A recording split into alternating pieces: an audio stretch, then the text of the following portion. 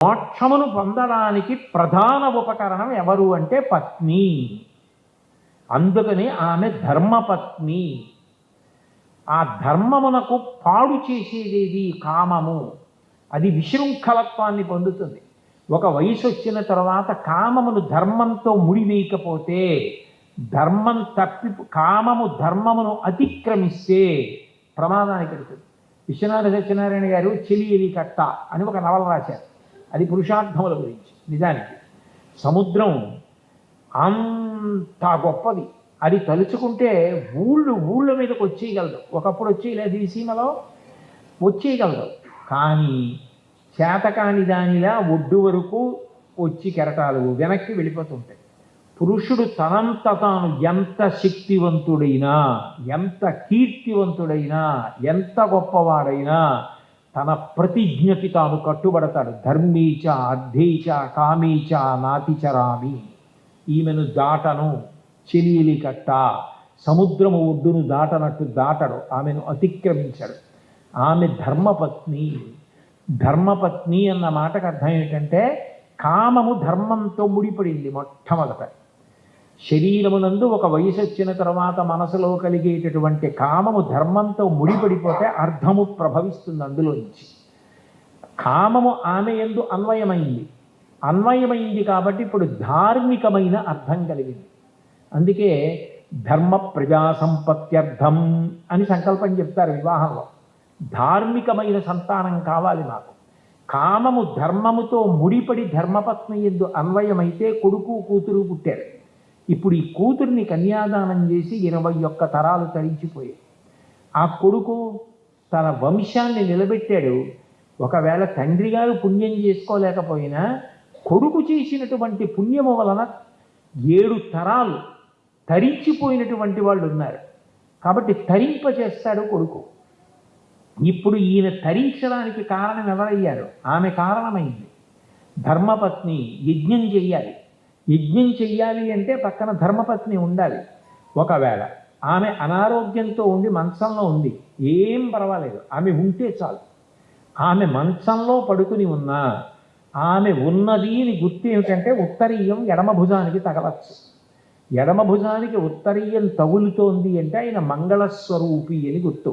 భార్య ఉన్నవాడు మంగళప్రదుడు అని. అప్పుడు ఆయన యజ్ఞయాగాది క్రతువులు చేయొచ్చు. ఆమె లేదు, ఆమె శరీరం వదిలిపెట్టేసింది. పురుషుడికి 2 పోతాయి, ఇహము పరము 2 పోతాయి. ఎందుకని అంటే నిజానికి ఇల్లు అంటే ఇటకలతో కట్టినది కాదు. ఇల్లు అంటే గృహిణి, గృహముచ్యతే. గృహిణి, ఇల్లాలు. ఇంటికి వెళ్ళేటప్పటికీ అంత ప్రేమతో ఎంత అలిసిపోయిచ్చారో ఇది తినండి అని అంత ప్రేమతో మళ్ళీ తల్లిలా పెట్టగలిగేది ఎవరు అంటే భార్య. తన కామము ధర్మము చేత ముడిపడేటట్టు చేసి తను అంత క్లిష్టమైన ప్రసవ వేదన పొంది వంశాన్ని నిలబెట్టి ఆయనకు బిడ్డల్నిచ్చేది ఎవరు అంటే పత్ని, భార్య. ఆయన యజ్ఞయాగాది క్రతువులు చేయడానికి కారణం ఎవరు అంటే ఆమె. తన కడుపున పుట్టిన కూతురైనా కన్యాదానం చెయ్యాలంటే ఆమె లేకపోతే అధికారం లేదు. అంటే ఆయన చేసేటటువంటి సమస్త పుణ్యాలకి కారణం ఎవరు అంటే ఆమె. ఆమె వెళ్ళిపోయిందో ఇహము పరము 2 పోయి.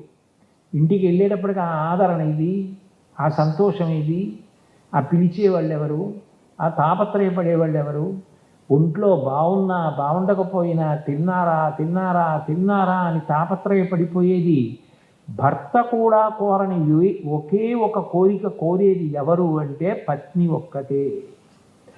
ఆయన చేతిలో నేను వెళ్ళిపోవాలి పసుపు కుంకాలతో అని అడుగుతుంది తప్ప ఆయన నా చేతిలో వెళ్ళిపోవాలని ఎంత ప్రేమ ఉన్నవారు కోరరు. కంచి కామకోటి పీఠాధిపత్యం వహించిన చంద్రశేఖరేంద్ర సరస్వతి మహాస్వామి వారి చంద్రమౌళి ఈశ్వరారాధన చేసి తీర్థమిస్తుంటే ఒక ఆవిడ వచ్చి చెయ్యి చాపింది. చెయ్యి చాపితే ఆయన తీర్థం ఇచ్చి ఆమె వంక చూశాడు. ఆమె, స్వామి నేను మిమ్మల్ని ఒక్క వరం అడగచ్చా అని కళ్ళంబట నీళ్లు ధార కింద పడిపోయి ఆయన ఆశ్చర్యపోయి ఏమమ్మా అని అడిగాడు. నా చేతులలో మా ఆయన వెళ్ళిపోయేటట్టు వరం ఇవ్వగలరా అంది. ఆయన తెల్లబోయి ఉద్ధరిని గిన్నెలో పడేసి ఏమడిగావు అన్నారు. నా చేతులలో మా వారు వెళ్ళిపోయేటట్టు వరం ఇవ్వండి అంది. ఏమి అన్నారు. ఆయన అనారోగ్యంతో ఉన్నారు, జబ్బు మనిషి, మంచంలో ఉన్నారు. నేను సంపాదించి కష్టపడి పెట్టి ఆయన అలా కాపాడుకుంటున్నాను. నేను వెళ్ళిపోతే ఆయన్ని చూసేవాళ్ళు లేరు, ఆయన ఏమైపోతారో అని బెంగ. ఆయన వెళ్ళిపోయాక నాకు ఇంక అక్కర్లా ఈ ప్రపంచం. నా చేతిలో ఆయన వెళ్ళిపోయిన ఉత్తర క్షణంలో నేను వెళ్ళిపోవాలి, కానీ నేను వెళ్ళిపోయిన తర్వాత ఆయన ఉంటే నేను వెళ్ళలేను. అందుకని పసిపిల్లాన్ని చూసుకుంటున్నట్టు చూసుకుంటున్నాను. ఆయన ముందు నేను వెనక అయ్యేట్టు కొద్దిగా మార్పు చేసి పెడతారా? అంత సర్వసంగ పరిత్యాగి అంతటి మహాస్వామి 2 చేతులు వెనక్కి పెట్టి అలా ఉండిపోయారు. ఇది దేశ సంస్కృతి, ఇది దేశంలో దాంపత్యం అంటే, ఇది దేశంలో భార్యాభర్తలంటే. ఆమె కోరిన కోరిక ఎంత గొప్ప కోరికో చూడండి అన్నారు. ఆయన అనుగ్రహించారో అనుగ్రహించలేదో ఆయనకి ఎరుక. అంతటి దయార్ద్ర హృదయుడు ఎంత కదిలిపోయి ఉంటారో బహుశా. అంటే భార్యాభర్తల అనుబంధం అన్నది అంత గొప్పది. ప్రతి చిన్నదానికి విడాకులన్న మాట తెలియని జాతి భూమి మీద ఏదైనా ఉంటే అది ఒక్క భారతదేశమే. రామాయణంలో అంత తప్పు చేసినటువంటి అహల్యని కూడా తపస్సు చేయించి తప్పు దిద్దించి మళ్ళీ తన భార్యగా స్వీకరించిన వాడు గౌతముడు తప్ప కామం కోసం విశృంఖలత్వాన్ని పొందడం తెలియకపోవడం, ధార్మికంగా ధర్మపత్నిని స్వీకరించడం, ఇద్దరూ కలిసి ప్రస్థానం చేయడం, ఇద్దరూ ఒడిలిపోవడం, ఇద్దరూ మనవల్ని పొందడం, ఇద్దరూ వానప్రస్థంలో హాయిగా భగవంతుడి గురించి ఆలోచన చేస్తూ చిట్ట చివరి ఊపిరి వరకు ఈశ్వర సేవ చేస్తూ తరించిపోవడం. చక్రవర్తులైన వాళ్ళు కూడా ఈ దేశంలో కొడుకు పెద్దవాడయ్యాడు, వాడు ఇప్పుడు పరిపాలించగలిగిన సమర్థుడయ్యాడంటే అంత శక్తి ఉండి కూడా అంతఃపురాల్ని రాజ్యాల్ని వదిలిపెట్టేసి వానప్రస్థానికి వెళ్ళి తపస్సు చేసి తరించిపోయారు. అంతంత గొప్ప గొప్ప వాళ్ళు పుట్టినటువంటి దేశం, అంత గొప్ప కుటుంబ వ్యవస్థ. ఎంతసేపు ఆలోచన ఎట్లా ఉండేది అంటే, నా వారిని నేను ఎట్లా కాపాడుకోవాలి. ఏదో అది తండ్రి వరకో తల్లి వరకో కాదు, తాత ముత్తాతల వరకు సగరుల్ని తరింపచేయడం కోసం భగీరథుడు అంత తపస్సు చేసి గంగావతరణం చేయించి త్రిపథగని చేయించి పాతాళలోకానికి తీసుకెళ్ళి 60,000 మంది సగరుల యొక్క బూది కుప్పల నుంచి ప్రవహింపజేశాడు. వాళ్ళందరూ ఉత్తీర్ణులై స్వర్గలోకానికి వెళ్ళారు. నాకెందుకు నా తాత ముత్తాత ఎక్కడి సగరులు అని అనుకోలేదు. అది ఆయన అంశుమంతుడు చేయలేకపోయాడు, సగరుడు చేయలేకపోయాడు, అంశుమంతుడు అయిపోయాడు, దిలీపుడు అయిపోయాడు, తర్వాత భగీరథుడు వచ్చాడు. అయినా అంత గొప్ప తపస్సు చేసి గంగావతరణం చేసి తరింపచేశాడు. ఈ లోకంలో ప్రత్యేకించి మనకి భారతదేశంలో కుటుంబ వ్యవస్థ అన్నది అంత గొప్పది. అన్నిటికన్నా చాలా చాలా గొప్ప విషయం భార్యతోటి భర్తకి, భర్తతోటి భార్యకి కలిసి ఉన్నటువంటి అనుబంధం. నిజానికి పురుషుడి యొక్క జీవిత మర్యాద ఎక్కడ తెలుస్తుంది అంటే, భార్య వెళ్ళిపోయేటప్పుడు ఎన్ని జన్మలెత్తినా ఆయనకే భార్యను కావాలి అని వెళ్ళిపోతుందే ఆ పురుషుడి జీవితం సార్థక్యం. ఒకవేళ ఆమెకి ఆయన మంచివాడైనా అట్లా అనిపించలేదనుకోండి, అట్లా అనకుండా వెళ్ళిపోయింది అనుకోండి, ఆయనకు వచ్చిన నష్టము ఉందని నేనేమి అంటలేదు. కానీ అన్ని అనుబంధాలని పక్కన పెట్టేసి వాళ్ళిద్దరూ కలిసి ప్రస్థానం చేయడం అన్నది ఈ దేశం యొక్క గొప్పతనం. ఆమె ఎక్కడో పుట్టింది, తల్లిదండ్రులు ఉన్నారు, ఆమెకో పుట్టింటి పేరుంది, ఆమెకో వంశం, ఆమెకో గోత్రం ఉంది, ఆమెకి స్నేహితులు ఉన్నారు, ఆమె ఉన్న ఊరుంది. ఇన్నిటినీ వదిలిపెట్టేసి మెడలో మంగళసూత్రం కట్టి జీలకర్ర బెల్లం పెట్టిన వాడి చిటికిని వేలు పట్టుకొని సముద్రాలు దాటి దీపాంతరానికి వెళ్ళిపోతుంది. ఏమిటి నమ్మకం అంటే, ఆయన నా దైవం అంటే, ఆయన నా సమస్తం, ఆయన బాగుండాలి. ఎంత ఆశ్చర్యం! అసలు ఏ దేశంలో ఉంది వ్యవస్థ? ఎంత గొప్ప వ్యవస్థ! అందుకే నేను ఈ మాట ఏదో పక్షపాతానికో పొగిడించుకోవడానికో చెప్పట్లా. నేను ఉన్న మాట పరమ సత్యం చెప్తున్నాను. ఈ దేశంలో ఈ మర్యాద, ఈ గౌరవం ఇలా నిలబడడానికి కారకులైన వారెవరు అంటే మొట్టమొదట తల్లులే. వారి త్యాగం దగ్గర ప్రారంభం, కుటుంబ వ్యవస్థ ప్రారంభం ఎక్కడ అంటే అక్కడ. అట్లా స్త్రీ రానినాడు అసలు కుటుంబ వ్యవస్థ ఎక్కడుంది? ఆమె కదిలి వచ్చేసింది, ఆమె వెళ్ళిపోతోంది, ఎన్ని సముద్రాలైనా దాటి వెళ్ళిపోతోంది. ఆ భర్త కోసం అన్నీ త్యాగం చేసేస్తుంది. సీతమ్మ రామాయణంలో అయోధ్యకాండలో ఆ మహానుభావుడు అత్రి మహర్షి భార్య అనసూయమ్మతో మాట్లాడుతూ మాట అంటుంది, అమ్మా ఈ దేశం గొప్పతనం ఎక్కడుందంటే రాత్రి భార్యని పరుషంగా మాట్లాడి హింసించినటువంటి భర్త పడి నిద్రపోతుంటే ముందు లేచిన భార్య మంగళసూత్రం కళ్ళకద్దుకుని వీటితో నేను కడతేరిపోవాలని కోరుకుంటుందమ్మా. అటువంటి జాతిలో పుట్టిన స్త్రీని, అంత ఉత్తముడు రామచంద్రమూర్తి యొక్క భార్య నేను ఎందుకు గర్వపడతాను తప్ప అరణ్యవాసానికి వచ్చిన చేతకాని వాడంటానమ్మా అంది. అది దేశపు వైభవం.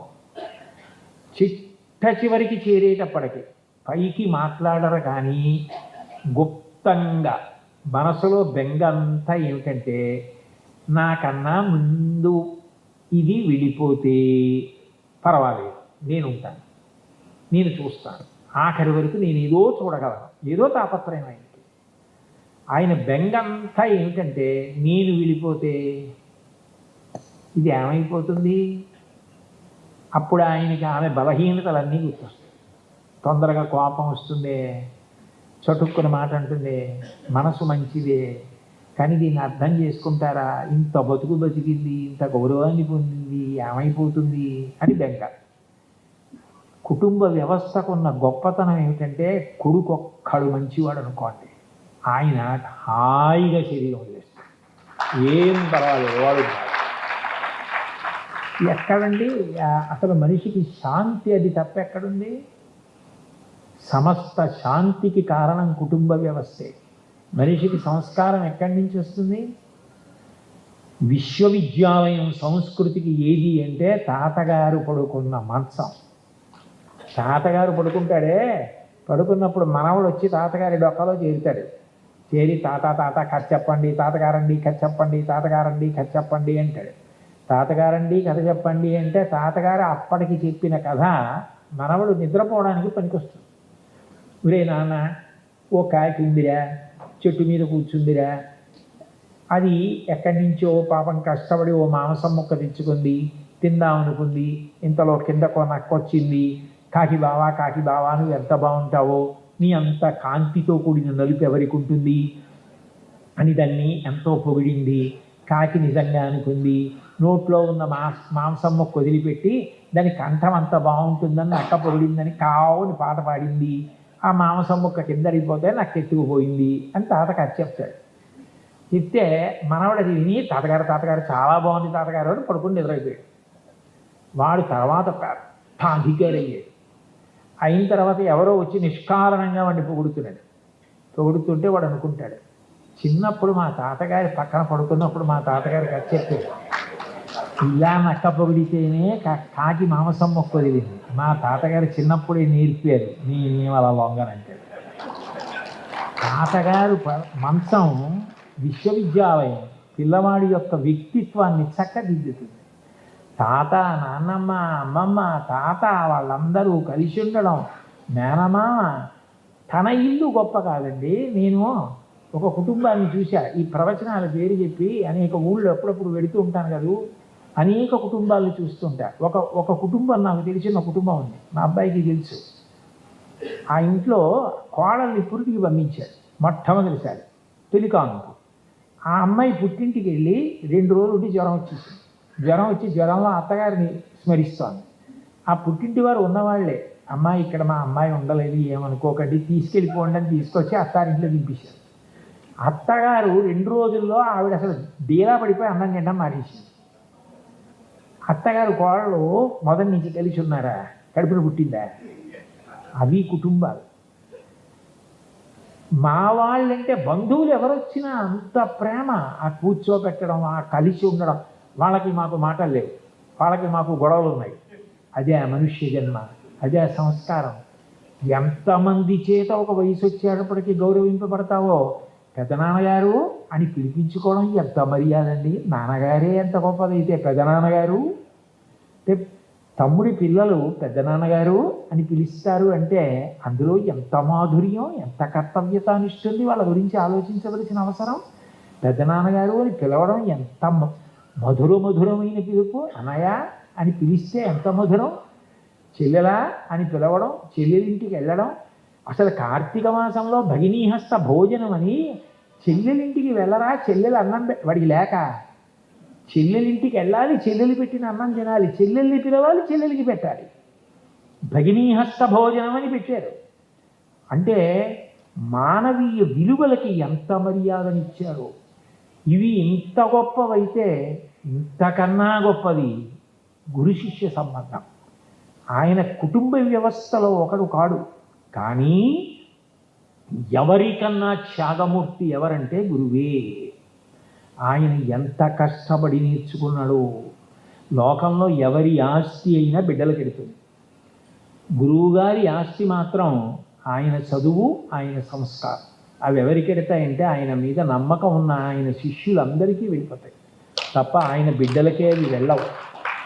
అందరూ ఏం చేస్తారంటే పుట్టుకనిస్తారు తల్లిదండ్రులు, కానీ మళ్ళీ పుట్టవలసిన అవసరం లేని జ్ఞానమును ఇవ్వగలిగిన వాడు గురువు. అటువంటి గురువు పట్ల అంత గౌరవం ఉండడం అన్నది కుటుంబ వ్యవస్థలోనే నేర్చుకుంటారు. ముత్తుస్వామి దీక్షితారు వారికి చిదంబరనాథ యోగి మీద అంత గౌరవం ఎందుకు వచ్చింది? తండ్రి గారు అయినటువంటి మహానుభావుడు ఆయన నేర్పినటువంటి సంస్కారం, ఆ గురువుని గౌరవించడం. అబ్దుల్ కలాం గారంతటి వారు వ్రాసుకున్నారు జీవిత చరిత్రలో. చిన్నప్పుడు తన గురువు తనని తీసుకెళ్ళి ఆ పక్షి ఎలా ఎగురుతుందో చూపించడం వల్ల ఏరోనాటికల్ ఇంజనీరింగ్లో ఆయనకి ఎంత ఉత్సాహం కలిగిందో, ఎందుకు ఆ విద్యలోకి ప్రవేశించారో. ఒకనాడు ఆయనకి మెడ్రాస్ ఇన్స్టిట్యూట్ ఆఫ్ టెక్నాలజీలో సీట్ వస్తే కట్టడానికి 1000 రూపాయలు లేకపోతే ఆయన సోదరి జోహారా ఆవిడ కష్టపడి తన చేతి గాజులు గొలుసు తాకట్టు పెట్టి ఇస్తే ఆ 1000 రూపాయలతో చేరి, అమ్మ నేను సాధ్యమైనంత తొందరగా తాకట్టు విడిపించి నీకు ఇచ్చేస్తానన్నారు. అప్పటికి చదువుకుంటున్న ఆయన ఎలా విడిపిస్తారు? ఆయనకున్న ఒక్క మార్గం, మెడ్రాస్ ఇన్స్టిట్యూట్ ఆఫ్ టెక్నాలజీ ఆ రోజుల్లో అంత సుప్రసిద్ధ సంస్థలో బాగా చదువుకుని స్కాలర్షిప్ సంపాదించి విడిపించాలి. చెల్లెలు నగలు విడిపించడానికి బాగా చదవడం మొదలుపెట్టినటువంటి కలాం గారు ఈ దేశానికి ఎంత గర్వించదగ్గ బిడ్డ అయ్యారో మీ అందరికీ. కాబట్టి గురువు అంత గొప్పవాడు. రామాయణం చదువుతుంటే అసలు బాలకాండలో ఆ విశ్వామిత్రుడు మాట్లాడే మాటలు వింటుంటే, ఆ శ్లోకాలు చదువుతుంటే గుండె కరిగిపోతుంది. ఎంత ప్రేమో! రామ చీకటి పడిపోయింది, క్రూర జంతువులు అరుస్తున్నాయి, పక్షుల యొక్క అరుపులు వినపట్టం లేదు, సమస్త భూతములు పడుకున్నాయి, నువ్వు పడుకో, నీకు క్షేమముగుగాక, రామా భద్రంతి అంటాడు. గురువు ఎప్పుడూ శిష్యుల యొక్క హితాన్ని కోరుతూ ఉంటాడు. ఎప్పుడూ వాళ్ళు వృద్ధిలోకి రావాలని కోరుకుంటూ ఉంటాడు. ఆయనకి ఏ అనుబంధం ఉందని? ఏ అనుబంధం లేదు. అయినా గురువు గారు అంటే ఎప్పుడూ శిష్య హితయోద్యత సతతం, శిష్యుల యొక్క హితము కొరకు పరితపిస్తాడు. అంత గొప్ప కుటుంబ వ్యవస్థ. మీరు అగస్త్య మహర్షి అయితే సముద్రాన్ని పుడిచిపెట్టాడు, కానీ ఇంత పెద్ద విషయాన్ని ఇచ్చి నన్ను ఒక్కరోజు కాసేపు వచ్చి మాట్లాడి వెళ్ళమన్నారు. అందుకని మీకు తెలియని విషయాలు కావు. మీరందరూ కుటుంబాల్లో లేని వాళ్ళు కారు, అందరూ అన్నీ తిన్నవే. కానీ ఒక్కొక్కసారి ఎలా ఉంటుందంటే, మనం తిన్న పదార్థం యొక్క గొప్పతనాన్ని ఇంకోళ్ళు చెప్తుంటే చాలా సంతోషంగా ఉంటుంది. ఏదో నాగపూర్లో తయారు చేసే హల్వా ఇంత గొప్పది అని మనం హల్వా తింటూ ఉండగా నాగపూర్ వాళ్ళు ఎవరో కమలా ఫలాలతో ఇక్కడ ఇంత బాగా చేస్తారని చెప్పి అబ్బా ఇంత గొప్పదా అని గుర్తుండిపోయినట్టు. అందరూ కుటుంబ వ్యవస్థలో మాధుర్యం అనుభవిస్తున్న వాళ్ళే అయినా దాన్ని ఒకసారి విని సంతోషించాలి, మరింత పూనిక పొందాలి, మన పిల్లలు పొందాలన్న మంచి మనసుతో మీరు ఇంత మంచి విషయం గురించి తెలుసుకోవాలనుకోవడం నాకు ఎంతో ఆనందాన్ని ఇచ్చింది. భగవంతుని యొక్క నిర్హేతుక కృపాకటాక్ష వీక్షణముల వలన ఎప్పటికీ కుటుంబ వ్యవస్థ చెక్కు చెదరకుండా ఇట్లాగే నిలబడి ప్రతి ఇంట తాత, నాన్నమ్మ, అమ్మమ్మ, తాత, మేనమామలు, అత్తలు, మేనత్తలు, మామయ్యలు, తల్లి, తండ్రి, పిల్లలు ఇంతమంది కలుస్తూ ఒకళ్ళింటికొకళ్ళు ఎడుతూ భోజనాలు చేస్తూ పొరపక్షాలు లేకుండా పచ్చని చెట్టులా సంతోషంగా ఋషులు కోరుకున్నట్టుగా ఈ సమాజం వృద్ధిలోకి వచ్చేటట్టుగా అనుగ్రహించాలి అని కోరుకుంటూ ఈశ్వరుడి పాదములకు వీరొక్క మాట నమస్కరిస్తూ, ఇంత ప్రేమగా నన్ను తీసుకొచ్చి కూర్చోబెట్టి మీ అందరూ కూడా విన్నారు. ఇటు తిరిగి నాకు ఒక్కటే చిన్న బాధ కలిగింది. ఏంటంటే పాపం నేను వచ్చేటప్పటికి ఆ పాప తల మీద 2-3 కలశలు పెట్టుకుని నృత్యం చేస్తోంది. అటువంటప్పుడు ఏమాత్రం దృష్టి కేంద్రీకరణ తగ్గినా అవి కింద పడ్డాయనుకోండి, ఆ అమ్మాయి నృత్యం సరిగ్గా చేయలేదంట. అందుకని నేను వచ్చినప్పుడు నా చుట్టూ చేరితే ఆ అమ్మాయికి దృష్టి కేంద్రీకరణ పోతే పాపం చిన్న పిల్ల ఎక్కడ అప్రతిష్టపడి చిన్నబుచ్చుకుంటుందో అని బెంగబెట్టుకుని, అయ్యో నా వల్ల ఆ అమ్మాయికి అట్లా కష్టం రాకూడదని ఇప్పుడేం వద్దు, ఏం వద్దు పక్కకుండండి అని చెప్పడానికి కారణం ఆ అమ్మాయి మీద ప్రేమ. అది లేని నాడు నేను కుటుంబ వ్యవస్థ గురించి మాట్లాడడానికి నాకు ఏం అధికారం ఉంటుంది? అందుకని మీ అందరి ప్రేమకి నేను వేరొక్కసారి కృతజ్ఞతలు తెలియచేస్తూ, మీరు కుటుంబ వ్యవస్థలో ఇంటికెళ్ళి భోజనం చేయడం కూడా అంతర్భాగం.